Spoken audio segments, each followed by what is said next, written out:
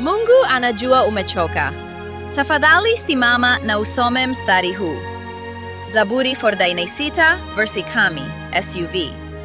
Acheni, mjue ya kuwa mimi ni Mungu. Rafiki, usilie, kila kitu kitakuwa sawa. Wakati mwingine, Mungu hataki ujaribu zaidi, bali anataka utulie.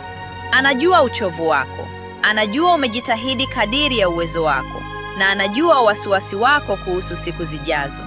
Sio kila kitu unapaswa kukipigania.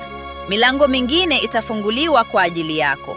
Watu wengine wataondolewa kwa ajili yako. Hali fulani zitashughulikiwa, hata wakati huwezi kuziona.